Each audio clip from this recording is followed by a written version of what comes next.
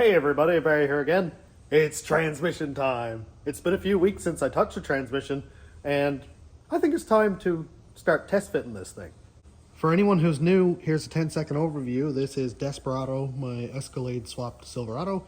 It's full-time all-wheel drive, getting this 4L80, which is built for about 800 horsepower.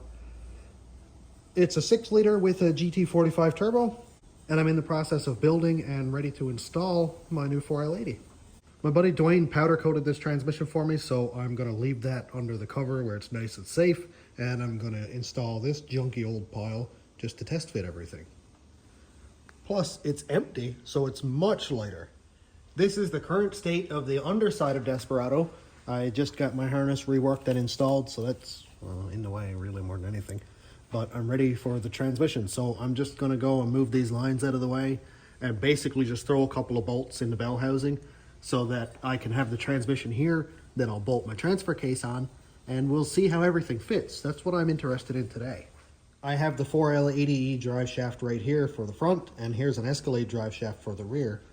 The transmission and transfer case has an assembly being 2 inches longer than a 60. This drive shaft being 2 inches shorter than a regular cab short bed drive shaft. I'm hoping the math checks out, but I mean, who knows? Also, here's the transmission crossmember that I modified a few weeks ago, and I want to make sure that guy fits. So I'm going to go throw that transmission up in place, throw a couple of bolts in it, and we'll see what it looks like. All right, I got a few bolts here. This transmission is way lighter. I don't know why they can't make a transmission that's not 400 pounds. Stop rolling away. Okay, let's see if I can get it up here without dropping it. Or getting transmission fluid all over my pants. That'd be kind of cool.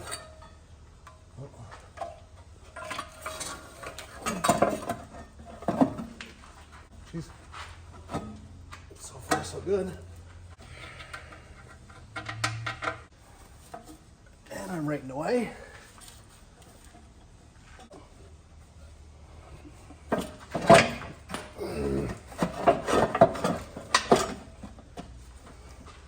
Here, I thought this was going to be easy.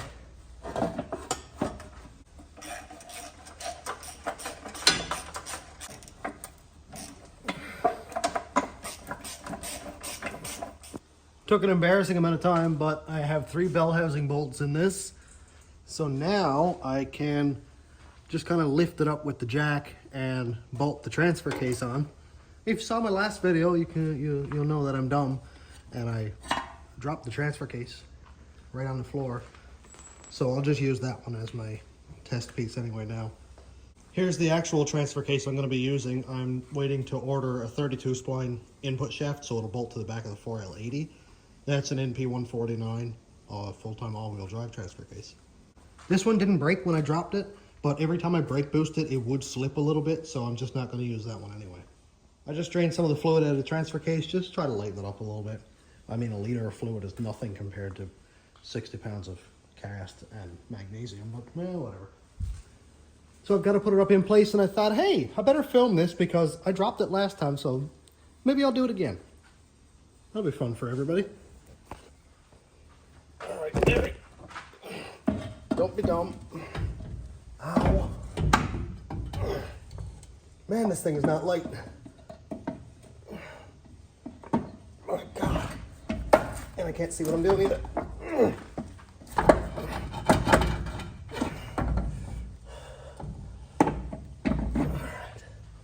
Okay, I got it up that far. That's something.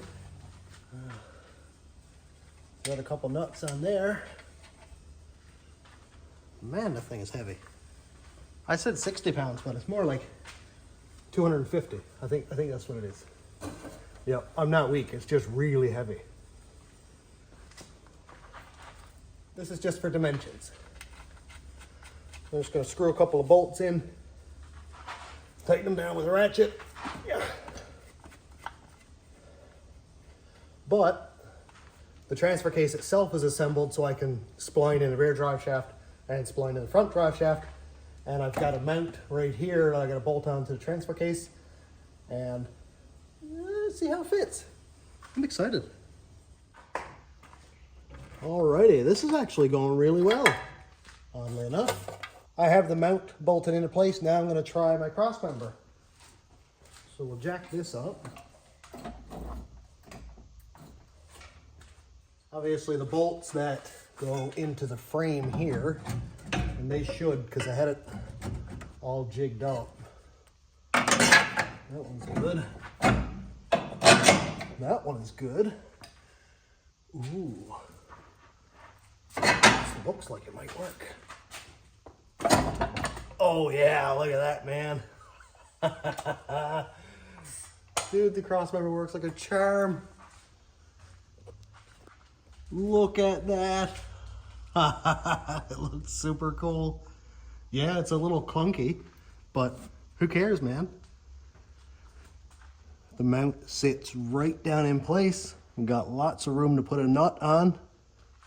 The original mounting bolts work perfect on both sides. I can kind of shimmy it, adjust it if I need to. Lots of room for the transfer case there. The only thing I may run into, I'm not quite sure, and I didn't actually account for this, is the drive shaft right there. So let's check that now. If I do need to modify it, well then I will. But so far, I'm happy with it. Well, moment of truth. Here's the drive shaft there.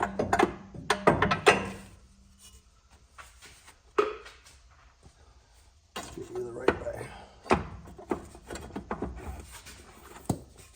Ooh, it's close.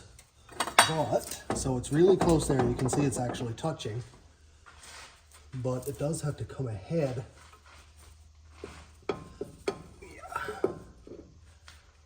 That far.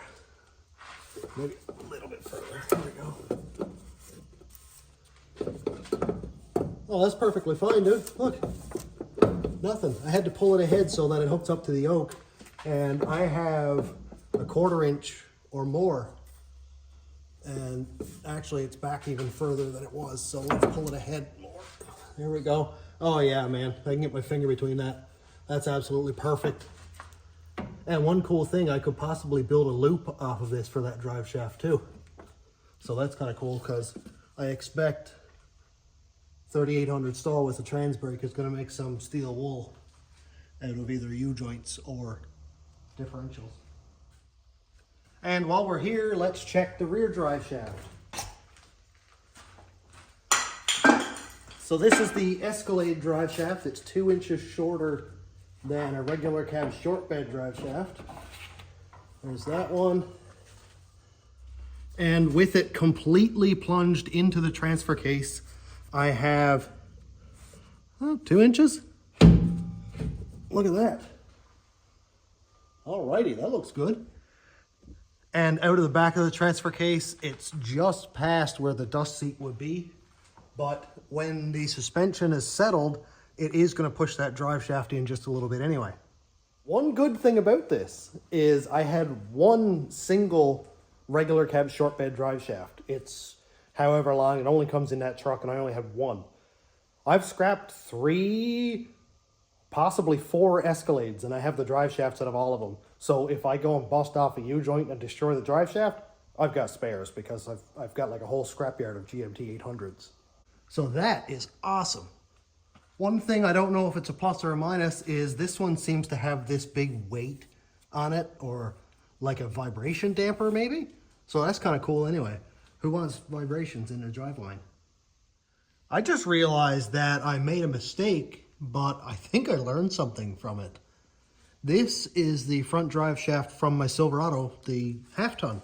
And everybody said that this drive shaft will not work in the 4L80 because it'll like strike the shifter bracket or whatever. But with it perfectly centered up, it's got a 1/2 inch or more of room, probably 5/8. So I'm gonna go and compare that to the 2500 one, which I have right here, because this thing is a little noodle. Like, it's very small around. Now, one thing, it would give me room where I could use room, but I don't know if a smaller diameter drive shaft is good or not. I think it would have a tendency to kind of like skip rope, wouldn't it? And here are both those drive shafts. Here's the 1500 one and the 2500 drive shaft. I don't know which one to use really. I'm assuming this 2500 shaft has like thicker wall maybe, But it would give me a little room for my exhaust. It will give me a little room for my turbo oil line. And, well, I mean, that would just be beneficial anyway. But if by chance I do break this one, I have spares. Mint. One last thing I want to check out is the exhaust. I would like to kind of reposition the exhaust anyway, but I want to see how it fits here in comparison to the 4L60. Because I don't think the 80 pan is much deeper than the 4L60. So let's just pop that up there. And obviously the drive shaft is out right now, so that's not going to be in the way. Lines are in the way.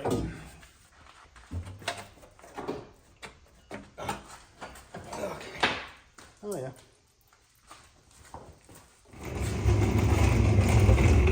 Of course I make a huge mess of transmission fluid. Anyway, let's see if this will fit.